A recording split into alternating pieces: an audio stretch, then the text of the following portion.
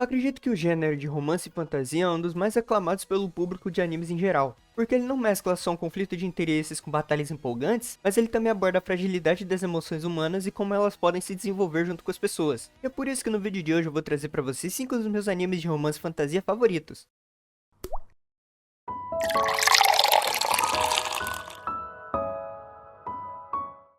O primeiro que eu quero trazer pra vocês é Kenja no Mago. Kenja no Mago é basicamente o Isekai, onde um jovem trabalhador ele acaba sendo desfalecido pelo nosso querido caminhoneiro Kun, e ele vai sendo transportado para outro mundo mágico com o nome de Shin Wolfold. Então ele acaba sendo criado por um casal de sábios e acaba desenvolvendo habilidades mágicas bem extraordinárias. Ele acaba indo para uma escola mágica depois dele descobrir que as pessoas que criaram ele é simplesmente uma das pessoas mais poderosas do mundo. E aí a história vai se desenrolando em torno das pessoas que ele vai conhecendo dentro dessa escola e a relação que ele cria com elas. E aí nessas indas e vindas ele acaba conhecendo a Cecily e eventualmente acaba criando um romance com ele. O anime não tem uma produção muito exorbitante, questão de qualidade gráfica ele é bem mediano, mas o roteiro te compra muito fácil, principalmente porque o casal ele tem um final fechado. A história ela não é totalmente completa, tem muitas pontas soltas que poderiam ser respondidas em uma segunda ou terceira temporada, mas o romance se desenvolve bem rápido. Se eu não me engano em 7 ou 8 episódios o casal já tá junto e já estão formando laços de matrimônio. Então pra quem gosta de um romance com batalha, ação, porradaria, esse é um anime muito legal, eu acho que vocês podem se divertir muito com ele. E esse não é aquele anime onde o protagonista fica rodeado de um monte de garota, não, ele só fica com a Cecily, que realmente é a única que demonstrou algum tipo de afeto amoroso por ele, o resto é mais amizade mesmo. Tanto é que é muito legal porque você vê os próprios amigos deles tentando incentivar eles a fazer alguma coisa, e ele consegue mesclar muito bem entre um romance desenvolvido e cenas de ação divertidas. Não é o melhor anime do mundo, mas acho que vocês podem se divertir bastante com ele. O segundo anime que eu vou falar é Seijou no Marioko, que também é o Isekai, onde a gente tem a nossa querida Sei Takahashi, que é uma mulher de 20 anos que trabalha pra caramba, só que ela é invocada pra outro mundo, né? Dessa vez ela não vai de base, então ela é invocada pra outro mundo como uma santa.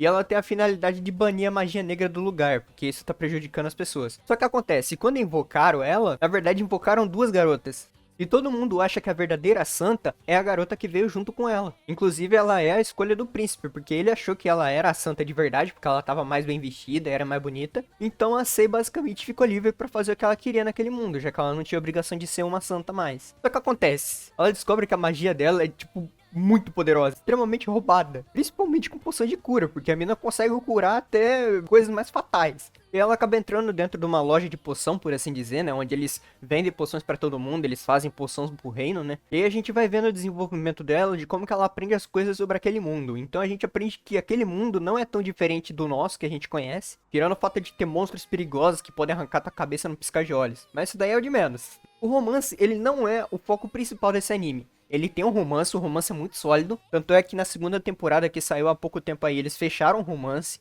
Então é um anime que tem um final fechado. É um romance que ele vai se desenvolvendo muito naturalmente. Então é muito gostoso de assistir. Então você vê desde o começo ela conhecendo o pai dela, né, que é um cavaleiro do reino que acaba protegendo ela sempre que dá, que o nome dele é Hawk. A maioria das cenas elas são de Slice of Life, né, que são pedaços da vida que são mostrados pra gente. Então não tem muita ação, né, não é aquele negócio frenético em todo episódio. É um negócio mais calminho pra você ficar mais relaxado, mas ainda assim tem muita coisa e deixa a gente muito apreensivo. Tem muitas cenas que a gente pensa, e agora, o que aconteceu? Então você fica muito ansioso pra assistir o próximo episódio. Eu acho que o roteiro e a direção eles fizeram tudo o que podiam. Não é uma obra-prima de toda a produção, né? É claro que existem animes melhores em questão de qualidade gráfica, mas ele entrega tudo que pode. Dentro do padrão que é exercido, eu acho que eles conseguem ter uma qualidade muito boa. Então ele entrega bastante do que ele promete ser. E uma coisa que eu gosto bastante é que os personagens nunca são preto no branco. Eles nunca são 100% maus ou 100% bons. Então todo mundo tem um toque de egoísmo, tem um toque de egocentrismo. Eu acho que é isso que torna um anime mais divertido, porque ele não é simplesmente uma história tirada do nada. Você tem um desenvolvimento muito divertido dos personagens, é bem natural, você não sente que estão forçando em nada. Obviamente que tem alguns erros, né? Não tem como fazer um anime perfeitamente. Mas acho que pelo que ele entrega, esses erros eles são bem relevantes, então acho que vocês não vão se importar com isso. E é uma ótima pedida pra quem gosta de anime calminho e quer passar o tempo depois de um dia difícil. O terceiro que eu vou falar aqui é Suka Suka, que dessa vez não é um isekai, é realmente um mundo de fantasia. Só que é mais especificamente um mundo pós-apocalíptico, onde a gente tem um monte de criaturas monstruosas que acabam se desenvolvendo na superfície, o que levou os outros seres humanos a ter que sobreviver em ilhas flutuantes.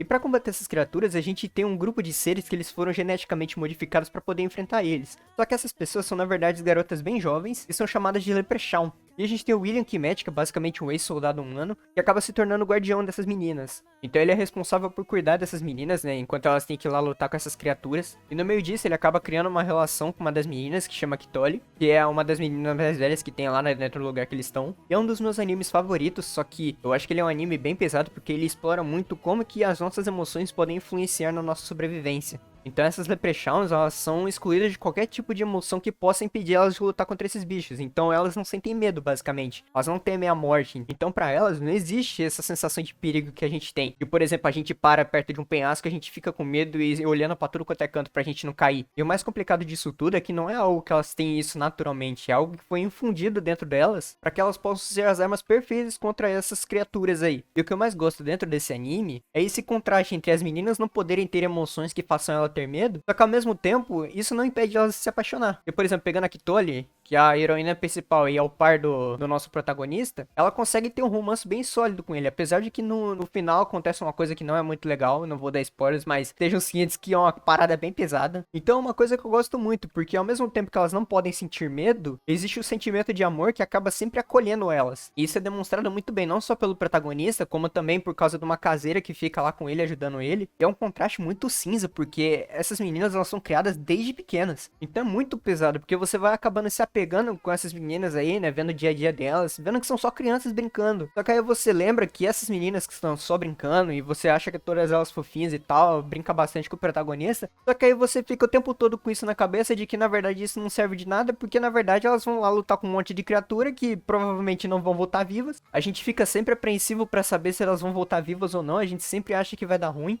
Então é um anime que ele é muito bom, eu adoro muito, só que ele é muito angustiante de assistir porque você nunca sabe o que vai acontecer depois.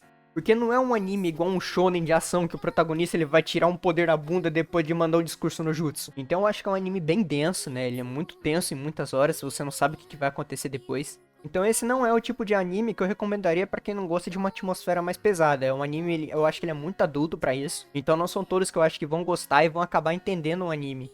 O final ele é relativamente fechado, só que ele continua no mangá. Só que no mangá eu não sei dizer se seria uma história muito interessante de acompanhar. Porque é uma história que não continua a partir da onde terminou o anime. É meio que uma história à parte que meio que se relaciona com o final do anime. Então eu acho que o mangá ele pode ser interessante se você quiser entender algumas pontas soltas que o anime deixa. Mas eu acho que não seria necessário pra você continuar a história. O quarto anime que eu vou falar aqui, e esse aqui é meu xodózinho, eu adoro esse anime, que é Asterisk War. Então basicamente Asterisk War, ele se passa dentro de um futuro bem devastado, onde a principal cidade, que é Asterisk, acaba se tornando um centro de combate, onde tem muitos jovens que lutam para obter fama e fortuna. E aí dentro dessa cidade a gente tem o Ayato, que é um estudante calouro dentro de uma academia que tem lá dentro, onde eles basicamente são treinados para virar soldados de verdade, né, e aí poder competir nessa guerra. E aí dentro dessa escola ele acaba conhecendo a Julius, de uma forma não muito peculiar, que é uma princesa de um reino de lá perto. E dentro dessa escola a gente tem um torneio onde tem uma grana absurda sendo envolvida lá no meio, então muita gente quer participar dele. E aí a Julius e o Ayato, eles acabam formando um time, né, porque as batalhas são em duplas. E aí a maior parte do anime é sobre esse torneio, onde eles acabam aprimorando as suas aptidões físicas ao mesmo tempo que a relação entre eles vai se aproximando mais. O romance ele não é fechado, o casal ainda nem fica junto durante o anime, tanto é que até surge dentro do anime essa questão deles se casarem, só que aí por conta de uma justificativa que acontece, principalmente por causa do reino onde a Julius mora, e isso meio que impede eles de ficarem juntos como um casal, mas é muito divertido de acompanhar o relacionamento deles. Você vê uma progressão de desenvolvimento não só no romance deles, mas também na forma como eles conseguem competir, né, e combater, então as habilidades deles melhoram também, não é como se eles fossem apelões, quer dizer, eles são apelões, só que ainda assim existe margem para eles evoluírem, então eu acho que é muito divertido por causa disso. Mas aí vocês podem olhar pra mim e falar, ah, mas pera aí, a gente tá falando de uma escola que ensina esgrima, a gente tem um protagonista de cabelo preto, que é muito forte, e aí a gente tem uma heroína principal de cabelo rosa, que também é forte pra caramba e usa a habilidade de fogo. Vocês devem estar pensando, ah, pera aí, existe um anime assim, não é? Existe. Eu já comentei ele em algum dos outros vídeos, eu vou deixar aí pra vocês assistirem caso vocês quiserem, mas um não é cópia do outro, tá? Eu já vou deixar isso bem avisado, apesar deles serem muito parecidos, eles não têm nada a ver um com o outro, é só a premissa deles que é igual, mas a história é completamente diferente. Tanto é que a nível de curiosidade de vocês, esses dois animes eles foram lançados no mesmo ano. Só que uma coisa que me deixa bem triste, tanto com Asterisco War quanto com Hakudai Kishi, é que apesar de serem animes maravilhosos e que eu gosto muito, eu acho que eles estão no meu top 10 de animes favoritos, os animes ele acabam flopando no Japão, então a probabilidade da gente ter uma continuação em nova temporada ou filme é extremamente baixa. Então por conta disso, o final deles acaba sendo muito aberto, né? Apesar deles terem fechado um arco, não é como se a história tivesse terminado, então ela continua nas light novels, tanto do Asterisco War quanto do Hakudai Kishi, só que infelizmente não é algo que a gente vai poder ver animado, né? A gente não vai poder ter a emoção de ver com dublagem, com trilha sonora, essas coisas. Então é um ponto negativo que eu gostaria de enfatizar sobre Asterisco War, só que ainda assim é um anime que eu recomendo muito, eu gosto demais, tem cenas absurdas. E pra quem gosta de romance com fantasia, ação, porradaria, cara, pode ir que o negócio aqui é bom demais. O anime ele tem 2 temporadas, mas é porque ele já tava programado pra sair com 2 temporadas. Mas eu acredito que se eles lançassem com uma temporada só, provavelmente não teria 2 temporadas. Então o anime ia ficar mais aberto ainda, porque a primeira temporada ela acaba no meio desse torneio. Mas aí pelo menos na segunda temporada a gente tem a conclusão desse torneio, né? Então pelo menos essa parte acaba ficando fechada. O que me entristece é que no final da segunda temporada a gente tem um gancho muito alto. Eu acredito que eles estavam achando que esse anime ele ia fazer muito sucesso, só que aí depois que terminaram eles falaram, ah, não ficou muito bom. Só que eles acabam deixando um gancho aberto porque seria uma outra temporada, só que essa temporada provavelmente nunca vai acontecer, né? E o último anime que eu vou falar, mas esse aqui é o melhor de todos. Eu tô falando de Code Realize. Eu adoro esse anime, cada episódio dele eu achava muito absurdo, eu acho a história dele muito legal, a drama deles também é muito boa. E o que eu mais gosto desse anime é que ele não é um anime de fantasia padrão, porque já começa que diferente de todos os outros animes de fantasia, pelo menos a maioria deles, esse aqui não passa no mundo medieval, ele passa no mundo de steampunk. E pra quem não sabe, é um mundo extremamente focado na estética da Revolução Industrial. Então você tem muitas máquinas a vapor, engrenagem, uma imagem de muito cobre, porque era principalmente o que era usado naquela época. Então isso já destoa bastante, porque você não sente que você não tá na Idade Média, você tá lá no começo da Revolução Industrial, lá em 1800 e lá vai pedrada. Então já é uma temática que ajuda bastante, porque você não sente que você tá vendo mais do mesmo. Só que não obstante a isso, a gente ainda tem a trama, que é extremamente divertida e é muito boa, eu acho muito bem construída. E basicamente a gente tem a Cardia, que ela acaba vivendo isolada dentro de uma casa, porque ela tem uma toxina mortal dentro do corpo dela, que qualquer pessoa que encosta acaba morrendo por causa desse veneno. Só que por conta dela ser tão perigosa assim, a ponto de ninguém conseguir chegar perto dela, meio que a corte real, que mora lá no lugar, porque eu não sei se eu falei pra vocês,